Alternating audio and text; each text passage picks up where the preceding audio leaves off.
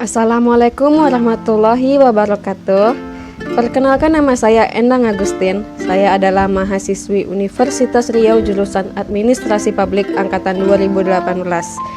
Di sini saya akan menjelaskan materi tentang manajemen aset, yakni apa alasan aset negara bisa hilang, lalu apa solusinya agar hal tersebut tidak terjadi lagi. Baiklah, saya akan menjelaskan dahulu aset negara.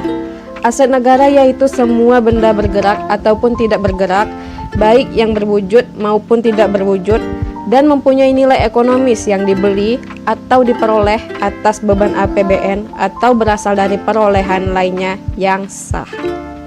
Menteri Keuangan Sri Mulyani mengungkapkan soal banyaknya aset negara yang hilang di masa lalu.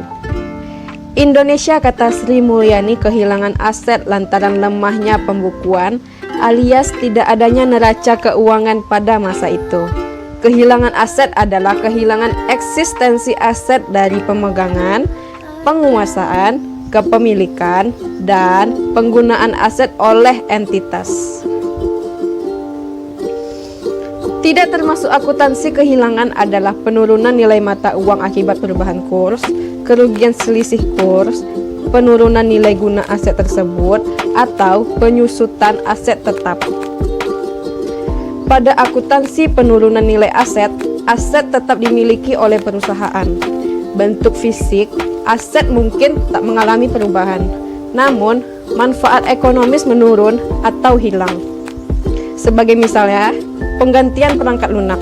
Secara sengaja bukan tergolong kehilangan perangkat lunak lama. Tergolong sebagai harta atau aset adalah piutang negara.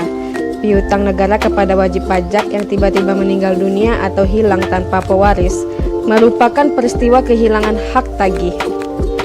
Pelepasan aset karena dihibahkan, dijual, atau ditukarkan dengan aset lainnya atau barter karena pelepasan adalah tindakan ekonomi dan rasional, dilakukan secara sengaja oleh entitas.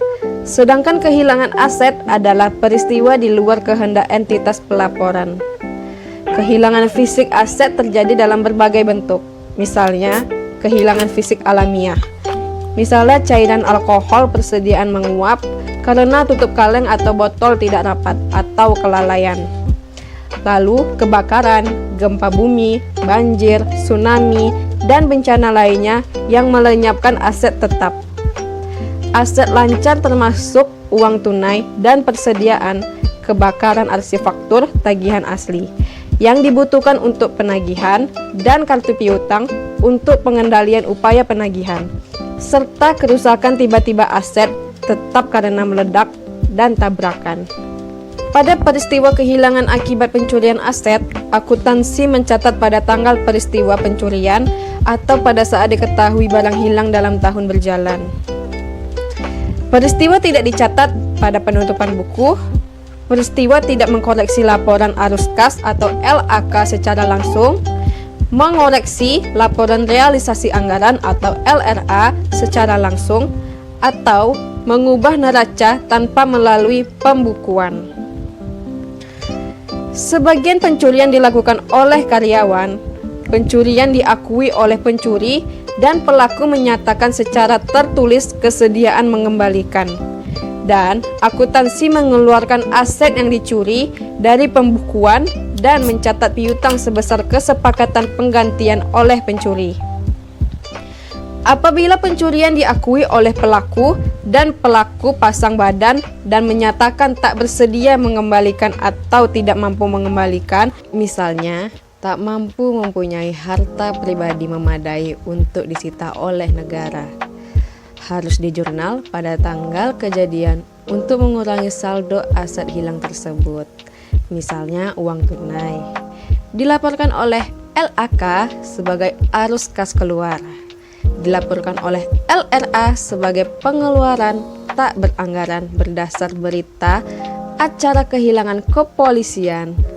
Mungkin melakukan perubahan APBN atau APBD untuk belanja tak terduga, mengubah buku membantu buku besar, misalnya cash on hand pada bendahara tertentu, dan buku besar misalnya kas BUN atau BUD pada tanggal peristiwa diketahui, bukan pada waktu menyusun LAK, neraca, dan LRA. Untuk pencurian yang diakui pelaku, misalnya berdasar pernyataan tertulis terpakai, bendahara pemegang uang tunai namun tidak bersedia mengembalikan tetap dapat dicatat sebagai piutang negara. Yang bersangkutan terjerat hukum pidana korupsi dan wajib membuat pengakuan berhutang pada negara. Apabila yang bersangkutan tak bersedia menandatangani surat pengakuan hutang atau semacamnya kepada negara, negara dapat mencatat sebagai piutang karena negara mempunyai hak memaksa untuk upaya pengembalian melalui pembukuan rekening bank, penyegelan, pengosongan, dan penyitaan harta pribadi pelaku. Apabila dugaan pencurian tak diakui oleh pelaku atau apabila entitas pemerintah tak dapat mendeteksi siapa pelaku, maka kehilangan tak berstatus hukum pasti. Karena itu, tak dapat diakui sebagai piutang entitas pelaporan. Lenyap atau hilang aset dicatat pada saat terjadi kehilangan atau pada saat kehilangan diketahui belakangan, harta tersebut dihapus dari neraca. Kehilangan masuk laporan operasional dalam nomenklatur beban kehilangan aset. Karena itu, entitas yang tidak mencatat peristiwa lenyapnya aset pada tanggal terjadinya secara sengaja melakukan pelanggaran akuntansi, berisiko menuai tuduhan tindak pidana akuntansi, menutup-nutupi, melakukan rekayasa, dan pemalsuan catatan akuntansi. SILPA tergolong kejahatan akuntansi apabila entitas akuntansi, apalagi entitas pelaporan, tidak melaporkan peristiwa lenyapnya aset kas pada LAK dan LRA serta menjaga agar saldo SILPA tetap terjaga. SILPA mengandung unsur kehilangan aset tersebut merupakan kesalahan fatal berakuntansi dan berlaporan keuangan. Walaupun SILPA tersebut telah direkonsiliasi perbedaannya dengan neraca dan dijelaskan pada CALK.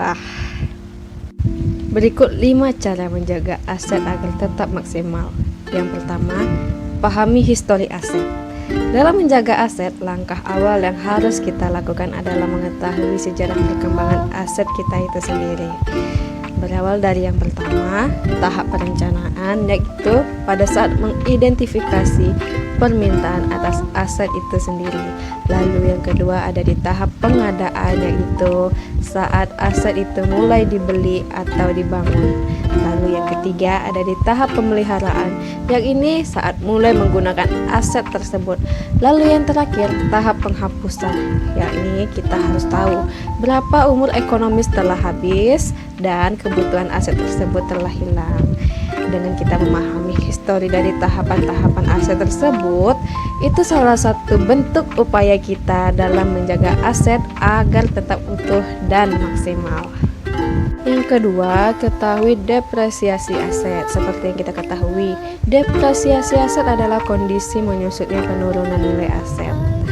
Hal ini dikarenakan nilai ekonomi dan fungsi manfaat aset tersebut menurun. Adapun aset tetap yang bisa mengalami depresiasi seperti motor, mobil, mesin industri. Sedangkan aset yang tidak bisa mengalami depresiasi itu adalah tanah. Karena tanah secara nilai manfaatnya akan bertambah dari tahun ke tahun. Yang ketiga, menjaga aset dengan proteksi asuransi. Kita tidak ingin jika aset mengalami resiko misalnya gempa bumi, kebakaran, tanah, longsor, pencurian, dan lain-lain. Maka itu kita harus memproteksi aset kita dengan asuransi sehingga aset akan aman dan merupakan bagian dari manajemen risiko aset itu. Lalu yang keempat, tracking secara berkala. Pasti kita tidak mau mengalami kerugian bila mana pengecekan aset tidak dilakukan secara berkala, karena aset tersebut dapat membebani pada pajak asuransi, pembelian, dan lain-lain. Pengecekan aset bisa menggunakan teknologi, kini bisa dengan barcode atau kode ID pada setiap aset, dan sehingga berapapun jumlah aset Anda atau kita akan mudah terlacak.